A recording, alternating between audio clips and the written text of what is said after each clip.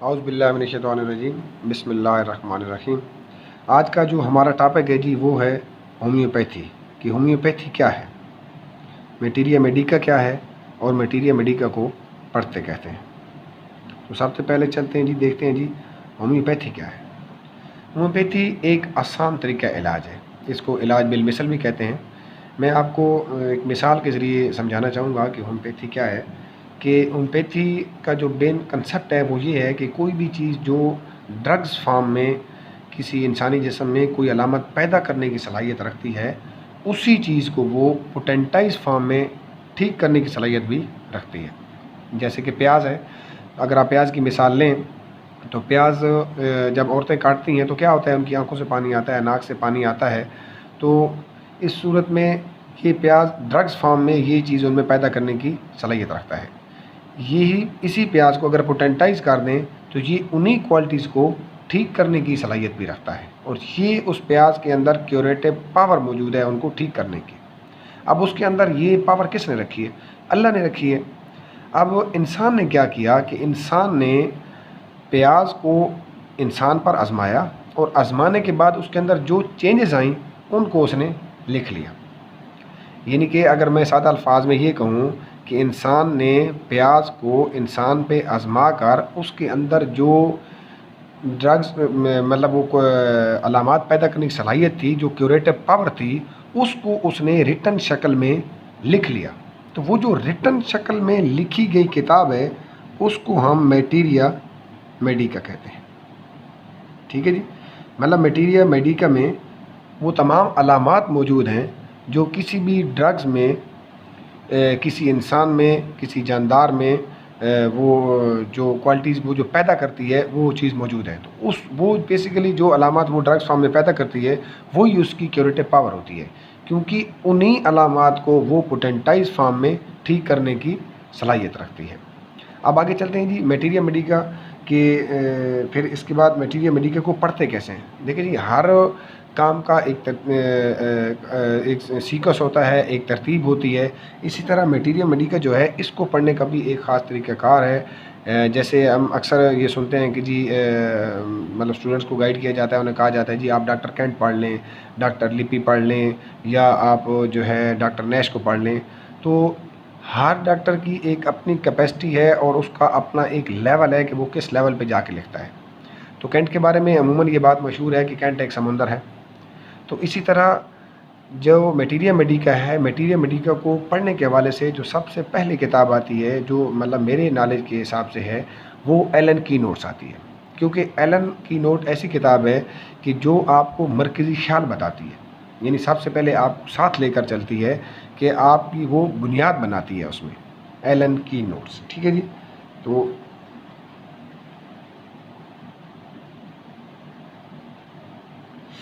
अच्छा, तो इसमें देखते हैं जी, ये 3 चीज़ें मैंने आपको बताई। सबसे पहले होम्योपैथी है क्या, आपका कंसेप्ट क्लियर हुआ। फिर मैंने ये बताया कि मटीरिया मेडिका क्या है, और फिर ये मैंने इस मटीरिया मेडिका को पढ़ने के हवाले से आपको एक किताब गाइड कर दी जिसको एलन की नोट्स कहते हैं।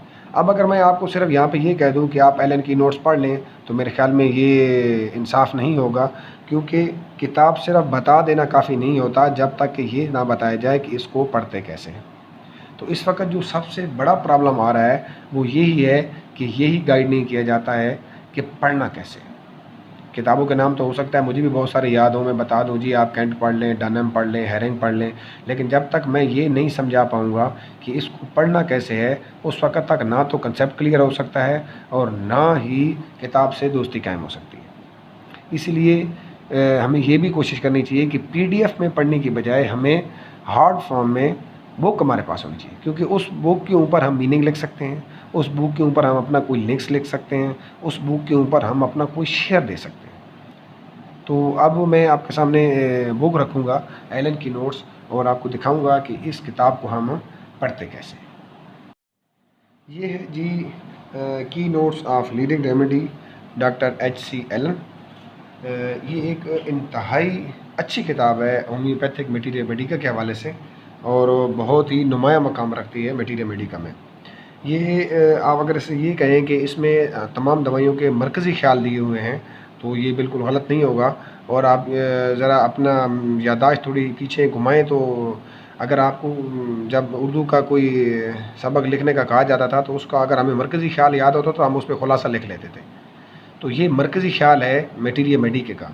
तो अगर हमारा मरकज़ी ख़्याल ज़्यादा मजबूत होगा तो उसके बाद हम दूसरे नंबर पे आने वाले मटीरिया मेडिका और फिर सीखे उसमें तीसरे नंबर पे आने वाले मटीरिया मेडिका को ज़्यादा आसानी से पढ़ सकते हैं।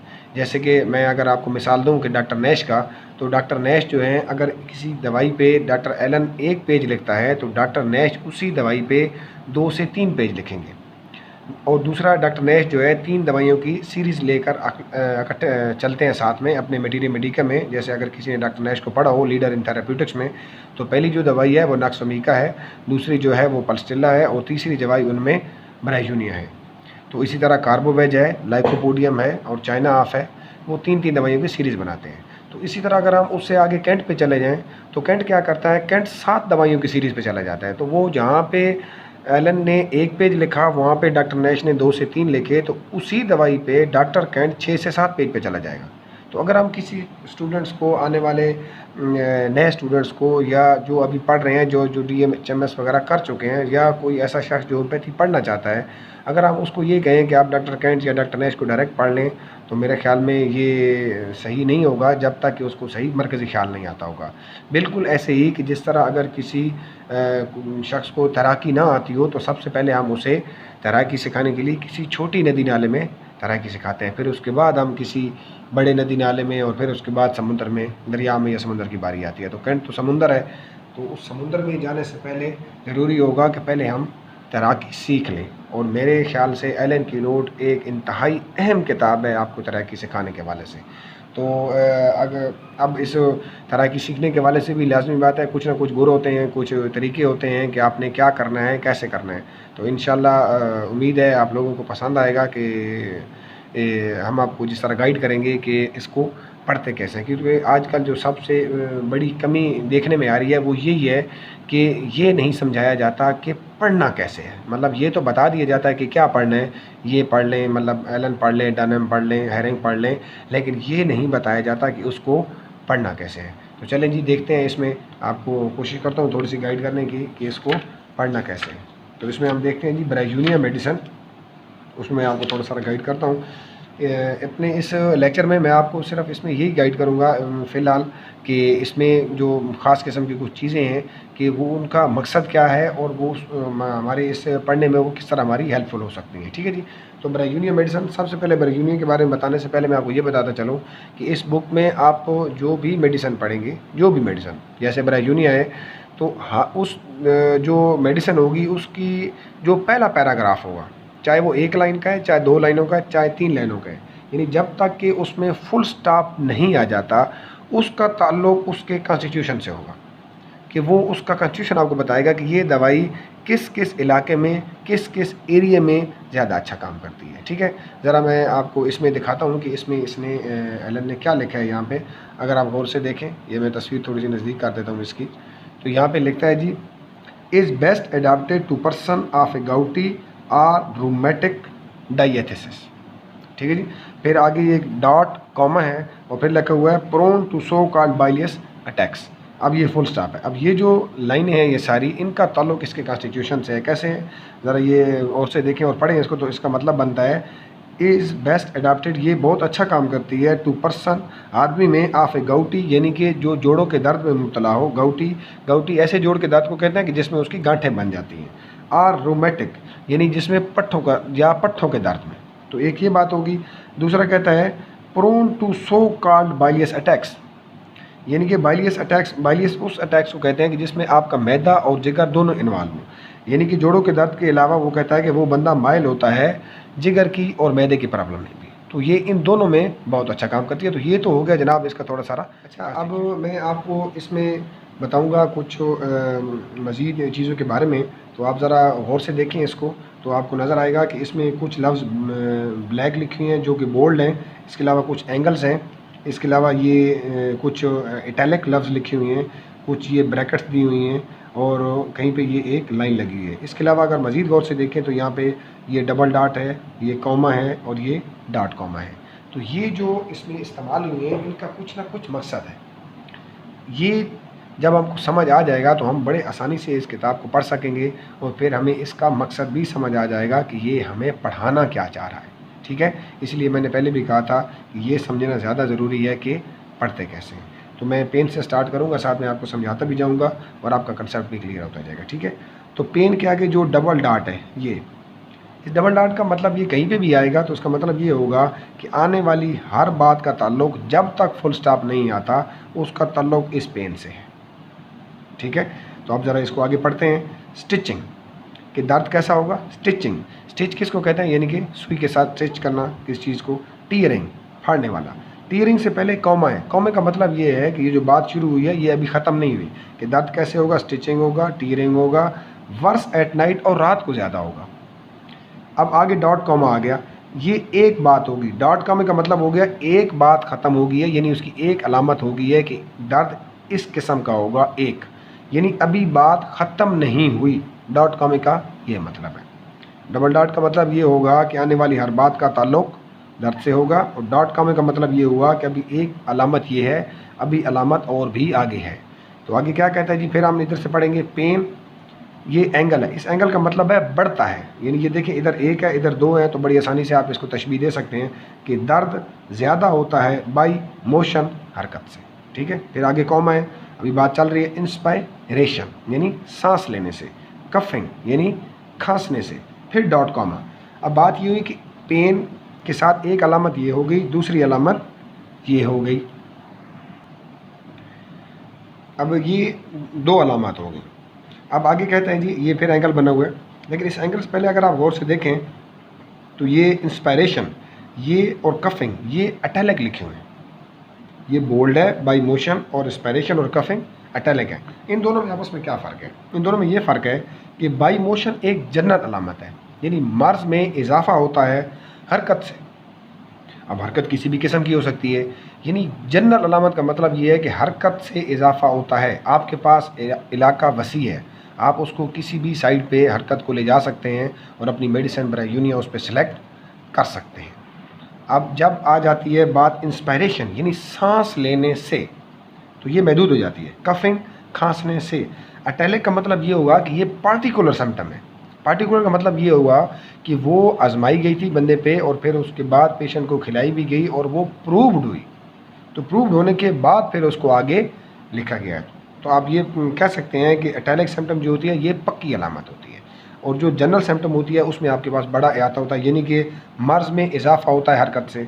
अगर गौर से देखें तो इंस्पायरेशन ये भी एक हरकत है, कफिंग खांसी करना ये भी एक हरकत है, इवन कि आप अगर आँख झपकते हैं तो वो भी एक हरकत आती है। ठीक है, तो वो आप किस मीनिंग में फिर ले लेंगे, बाई मोशन। ठीक है, आगे चलते हैं जी। फिर कहते हैं पेन, अब ये दो हैं उधर एक है, तो ये क्या है, इसको आराम आता है, दो की बजाय एक, यानी कि आराम आता है बाई एब्सोल्यूट रेस्ट, मुकम्मल आराम करने से, कॉमा बात खत्म नहीं हुई, आगे चल रही है। And lying on painful side, और दर्द वाली साइड पे ही लेटने से।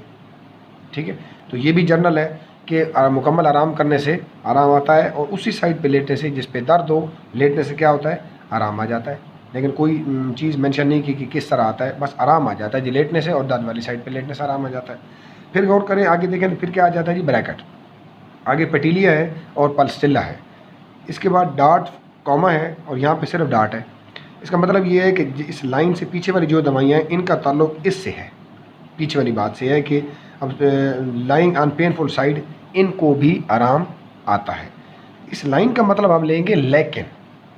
ठीक है जी, कि दर्द लेकिन स्टिचिंग पेन, जो स्टिचिंग पेन है वो क्या होती है, यहाँ पे ये कह रहा है कि बढ़ती है, एंड और कम होती है, और अपोजिट वो मुखालिफ है किसके, कालिकात के। फिर ब्रैकेट बंद कर देता है। तो ब्रैकेट के अंदर जो बात लिखी है वो भी इंतहाई अहम है और ये लिंक करती है। तो आप अगर इसको ये कहें कि ये आपकी एक किस्म की रिपोर्टरी यहाँ ब्रैकेट में लिखी होती है, तो ये भी कहना गलत नहीं होगा। तो इसका मतलब हो गया लेकिन। तो अब देखें हमने यहाँ से लेकर यहाँ तक पढ़ा, तो हमें क्या समझ आया कि इसमें दर्द किस्म के साथ किस किस्म का होगा, और उसमें अलामतें कितनी हैं कि यहाँ से लेकर यहाँ तक एक अलामत, और यहाँ से लेकर फिर यहाँ तक दो अलामतें, और यहाँ से लेकर फिर यहाँ तक तीन अलामतें, और चौथी बात उसने दूसरी की बीच में लिख दी।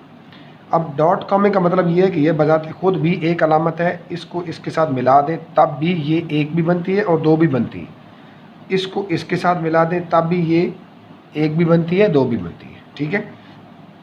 मतलब हम इस तरह कह सकते हैं कि मुकम्मल आराम करने से और दर्द वाली साइड पे लेटने से स्टिचिंग और टीयरिंग पेन जो होता है, जो कि रात को ज़्यादा होता है, उसको आराम आ जाता है।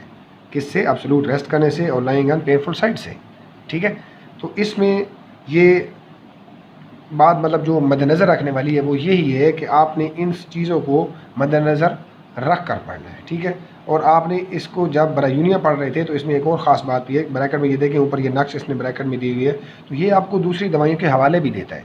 यानी बैक वक्त जब आप एक दवाई पढ़ रहे होते हैं तो जब आपको ये रेफरेंस कोड करता है तो आप उस वक्त एक नहीं दो दो तीन तीन दवाइयाँ पढ़ रहे होते हैं। यानी कि आपने 1 2 3 इन 3 लाइनों में कितनी दवाइयाँ पढ़ ली? 1 2 3 और ब्रायूनिया बजाते खुद 4 दवाइयाँ। 3 लाइनों में आपने 4 दवाइयाँ विद कोटेड पढ़ ली, ठीक है। तो ये था जी हमारा आज का इस एलन की नोट के हवाले से आपको समझाने के बारे में एक छोटा सा लेक्चर, ताकि आप लोगों को ये समझ आ सके कि पढ़ते कैसे हैं। ये एक छोटी सारी कोशिश है जी मेरी कि मुझे ये खला नज़र आया कि स्टूडेंट्स में और मुख्तलिफ होम्योपैथी के जो प्लेटफार्म्स हैं उनमें ये खला मौजूद है कि स्टूडेंट्स को ये नहीं गाइड किया जाता कि पढ़ा कैसे जाता है। तो मैंने इस पर एक मेहनत की है, तो उम्मीद है आप लोगों को पसंद भी आई होगी। तो इसमें इंशाल्लाह मज़ीद मैं जो है ना पूरे जो है ना इसमें जैसे ये ब्रायूनिया का मैंने आपको सिर्फ यहाँ से यहाँ तक समझाया है, तो इंशाल्लाह पूरी ब्रायूनिया पे भी एक लेक्चर तैयार किया जाएगा और इस तरह बाकी मेडिसिन पे भी लेक्चर तैयार किया जाएगा, ठीक है। और इसमें इस तरह किया जाएगा कि कुछ स्टूडेंट्स लाइक होते हैं और बात को जल्दी पिक कर जाते हैं। मेरी इसी बात पर समझाने से वो खुद पढ़ने लग जाएंगे, लेकिन कुछ स्टूडेंट्स इतने मतलब वो हार्ड वर्किंग या इतनी जल्दी बात को पिक नहीं कर सकते, तो उनके लिए इंशाल्लाह फिर मज़ीद हम कोशिश करेंगे ऑनलाइन क्लास का भी अरेंजमेंट करें और साथ में उनको समझाने के लिए इंशाल्लाह मज़ीद कुछ ना कुछ आगाही के लिए कुछ ना कुछ ऐसा। ये जनाब मुझे एक छोटा सारा खला नज़र आया था। छोटा सारा खला तो हम इसे खैर नहीं कह सकते, कि जो मुझे कमी नज़र आई थी कि स्टूडेंट्स को ये नहीं गाइड किया जाता कि पढ़ना कैसे है। मतलब ये तो ज़रूर बता दिया जाता कि ये पढ़ें, लेकिन ये नहीं बताया जाता कैसे पढ़ा जाता, कैसे पढ़ते हैं। तो मैंने इस पर अपनी टाइम निकाल के जो है ना इस पर वर्किंग की है और उम्मीद है कि आपको ये तरीक़ाकार पसंद भी आएगा और आप लोगों के लिए ये हेल्पफुल भी होगा। तो इंशाल्लाह मज़ीद मैं इस पे लेक्चर्स तैयार करूँगा। जैसे अभी तो मैंने आपको सिर्फ ये जैसे पेन के बारे में यहाँ से लेकर यहाँ तक समझाया कि इसको पढ़ते कैसे हैं, तो मज़ीद पूरा ब्रायूनिया पे भी लेक्चर तैयार किया जाएगा इंशाल्लाह और साथ में आपको प्रोवाइड भी किया जाएगा, ठीक है। अब ये क्योंकि मोस्टली स्टूडेंट्स ऑफ होम्योपैथी के लिए है कि जो इसको होम्योपैथी को पढ़ रहे हैं और उनको मुश्किलात आ रही हैं या उन्हें समझ नहीं आ रही है कि हमने कैसे स्टार्ट करना है, पढ़ना कैसे है। तो जो स्टूडेंट्स इस बात को समझ कर अच्छी तरह पढ़ सके तो वेल एंड गुड, और अगर कोई इस बात को मतलब वो समझते हैं कि नहीं उन्हें इसके अलावा भी मज़ीद गाइडलाइन की ज़रूरत है, तो इंशाल्लाह हम उनको वो गाइडलाइन भी प्रोवाइड करेंगे। और इसके अलावा हम कोशिश करेंगे कि ऑनलाइन क्लासेस का भी कोई ऐसा अरेंजमेंट हो सके कि जिसमें अगर स्टूडेंट्स को 1 महीना पढ़ाया जाए और उसको मतलब आसान लफ्ज़ों में ये कहूँ कि उसको एक पटड़ी पे चढ़ा दिया जाए ताकि वो उस लाइन पे चढ़ जाए एक दफ़ा, ताकि वो होम्योपैथी को समझ सके कि होम्योपैथी है क्या। तो 100% चांसेस है कि वो एक बेहतरीन सिंगल रेमेडी प्रैक्टिस कर सकेगा इंशाल्लाह। तो उम्मीद है जी आपको हमारी ये काविश पसंद आई होगी। अगर आपको ये पसंद आई है तो अपने दोस्तों के साथ इसको शेयर करें, अपने जो होम्योपैथिक डॉक्टर्स हैं आपके साथ स्टूडेंट्स हैं उनके साथ शेयर करें, और हमें हमारे जो चैनल है जिस पे आपने ये वीडियो देखी है तो उसको साथ में सब्सक्राइब भी करें, और जहाँ पे आपको कोई चीज़ नहीं समझ आती तो इंशाल्लाह हम आपको उसमें मज़ीद साथ में गाइड भी करेंगे। ओके जी, अल्लाह हाफिज़, अस्सलाम वालेकुम। पाकिस्तान की तारीख में पहली बार होम्योपैथिक की दुनिया में एक बड़ा इनकलाब। तमाम कंपनीज की होम्योपैथिक मेडिसिन एक ही वेबसाइट पर। अभी हमारी वेबसाइट chachuji.com विजिट करें या फिर एंड्रॉइड ऐप डाउनलोड करें और घर बैठे तमाम होम्योपैथिक अद्वियात इंतहाई मुनासिब रेट पर बआसानी मंगवाएं। जालसाजों से जान छुड़ाओ, chachuji.com पर आओ।